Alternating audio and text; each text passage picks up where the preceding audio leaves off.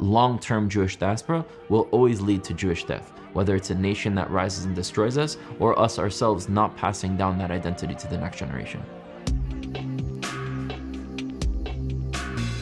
People who are outside in diaspora, they may be physically disconnected from Israel, physically in diaspora, but some may be mentally connected to Israel and know where they're from and where they need to go back. The problem is when you're mentally in diaspora and physically in diaspora, because diaspora long-term for the Jewish people always leads to Jewish death.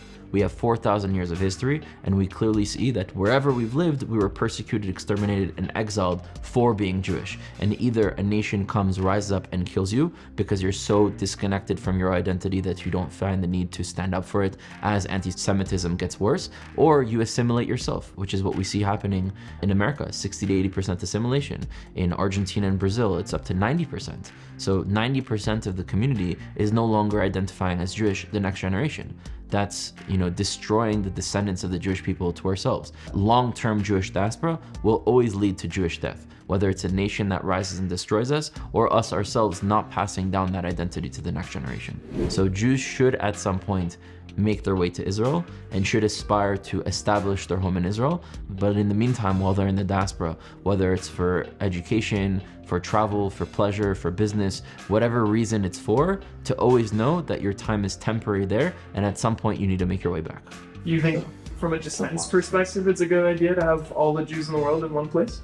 I don't have a fear that if we lived all in Israel, that there would be like a nuclear bomb and would kill all of us. Is that what you mean? All the Jews are gathered in one place. Yeah, do you think that's dangerous? I don't. I think when the Jews are united and empowered, we're able to overcome everything. Do I think there will be one day where all the Jews are back in Israel? Maybe not. There might be a reality where Jews are still outside and are there for business or are there for trade or are there for relationship building.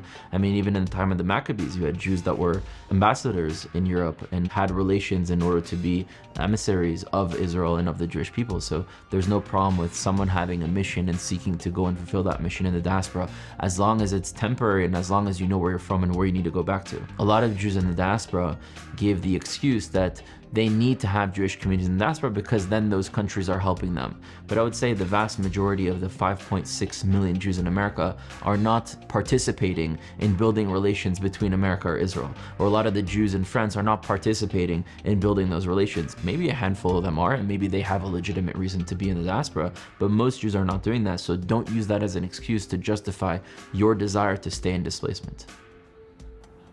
I don't think it's a majority. What, that are helping? No. Absolutely not. Maybe not now. The last 2 generations, I think there was a majority that were connected to Israel. Connected to Israel doesn't mean that they're actively changing something. You can like Israel and do nothing about it and you're not doing anything. You're not helping Israel by being there just because inside of your mind you connect to Israel.